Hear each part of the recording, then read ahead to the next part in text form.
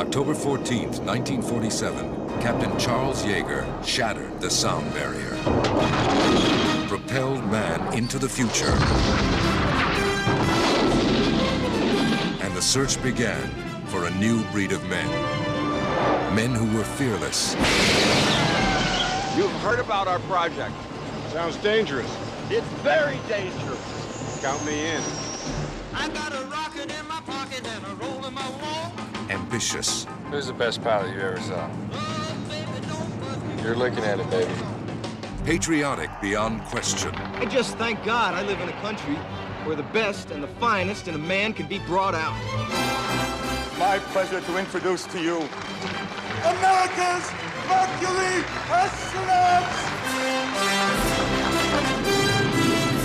7 men who would risk their lives in a hurtling piece of machinery to cross the threshold of space. It takes a special kind of man to volunteer for a suicide mission, especially when it's on TV. You know, the government spends just all kinds of time and money teaching new pilots how to be fearless. They don't spend a damn penny teaching you how to be the fearless wife of a test pilot. They were idolized by the public. Hi, which one are you? Shepard. Oh, yeah? Uh-huh. Well, which one's Glenn? He's the one I want to meet. Heralded by the media. Gentlemen, can you tell us if any of you go to church regularly? As far as church goes, I attend regularly. But behind the image, they were human beings. Human beings with real fears. Anybody who goes up in that damn thing is gonna be spam in a can. Frustrations. What happened? He blew the hatch! I did not do anything wrong! The hatch just blew! It was a glitch! It was a technical malfunction! Conflicts. You're gonna think of the broader interests of this program. You're way out of line here! I'm out of line? Yes, sir! I'm running this show here! We'll see about that! Disappointments. Aren't we going to the White House, Gus? Nah. No ticker tape parade in New York? And no Jackie? Pressures. There's another hold from NASA, another delay. What can be going through a man's mind at this moment? Gordo, I have to urinate. No. Tell him he cannot. Say, listen, old buddy. They promise we'll stop at the next gas station. They request that you remain in a holding pattern till then. This is the story of the special few at the very top. The elite brotherhood whose achievements inspired a nation and captured the imagination of the world. These are the men who had the right stuff. They all want to see Buck Rogers, and that's us.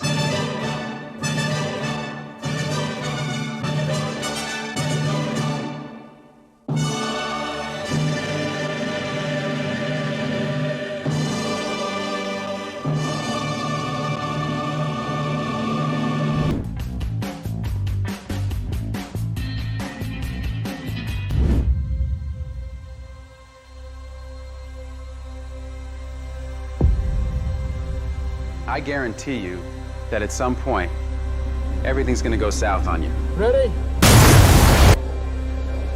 And you're gonna say, this is it. This is how I end. Commander, Mark is dead. We have to go now.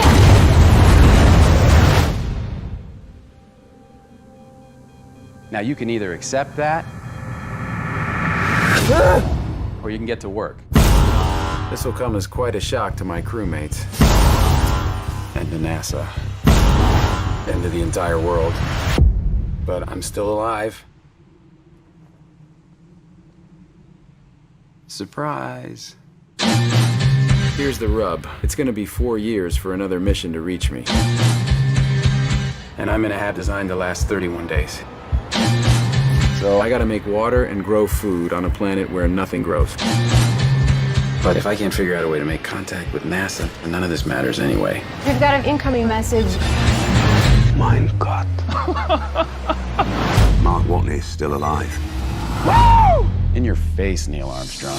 There must be some kind of way out of here. Okay, so let's do the math. I have enough food to last for 50 days. He's going to starve to death long before we can help him. There's too much. So I'm gonna have to science the shit out of this. He's 50 million miles away from home. He's totally alone. What the hell is he thinking right now? I am the greatest botanist on this planet. I know how to save Mark Watney. But we need the Hermes crew. We either have a high chance of killing one or a low chance of killing 6. I'm not risking their lives. It's bigger than one person. No, it's not. NASA rejected the mission. So if we do this? We're talking mutiny. If anything goes wrong, we die. Do you realize how crazy this is? We have no other option. No matter what happens, tell the world, tell my family that I never stop fighting to make it home.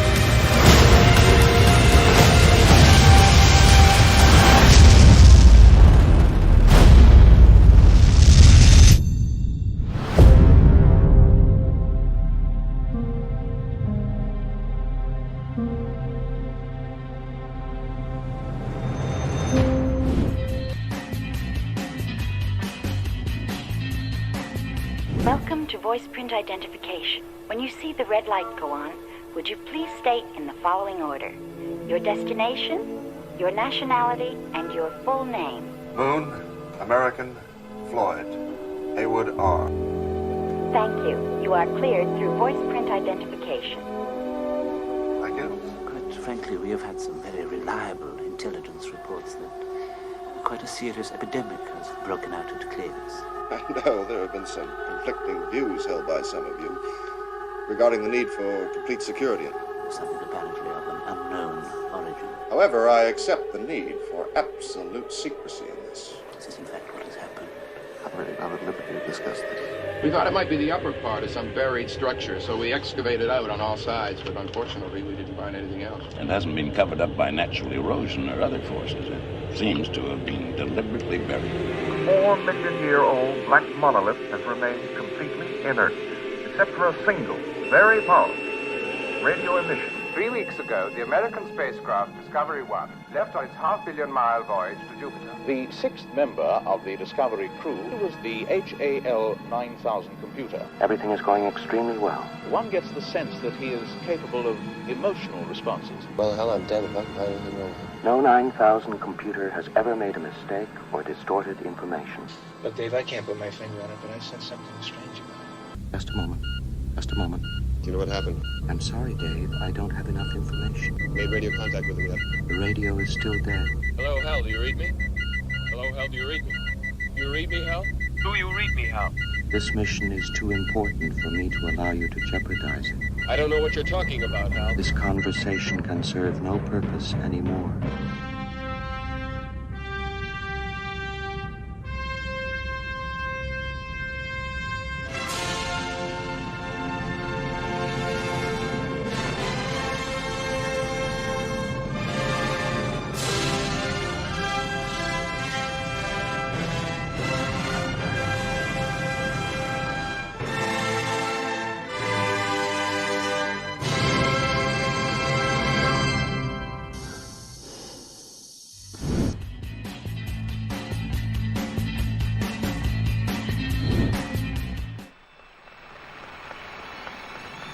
Many years ago, the great British explorer George Mallory, who was to die on Mount Everest, was asked why did he want to climb it.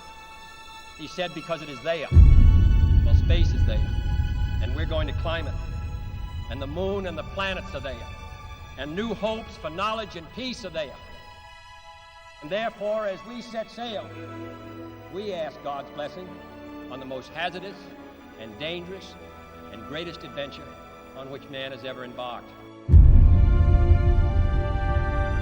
That's 3 hours of boredom followed by 7 seconds of sheer terror.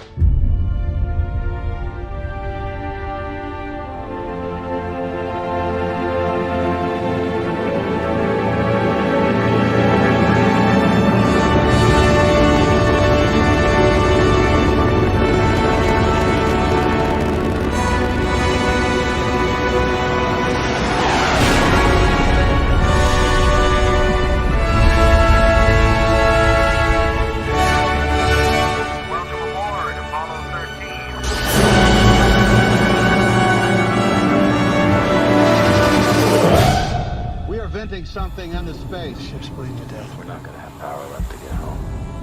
The Odyssey is dying. This is Odyssey. Signing off. Trying to figure out how to stay alive. Something broke on your daddy's spaceship. Houston, we have a problem.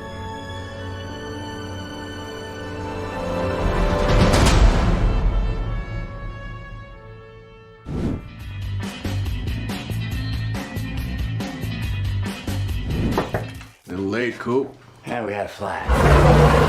It's an Indian surveillance drone.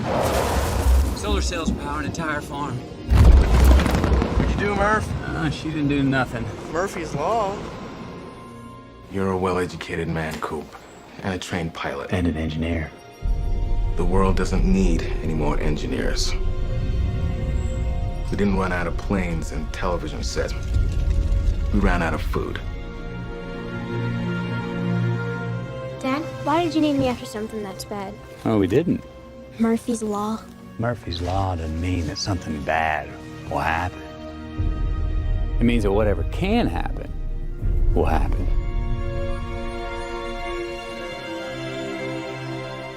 We must confront the reality that nothing in our solar system can help us. Now you need to tell me what your plan is to save the world. We're not meant to save the world. We're meant to leave it. And this is the mission you were trained for. I've got kids, Professor. Get out there and save them. You have no idea when you're coming back. I'm coming back.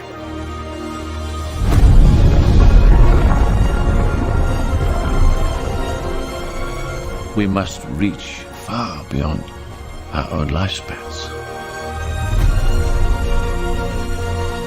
We must think not as individuals, but as a species. We must confront the reality of interstellar travel. Murph, I love you forever.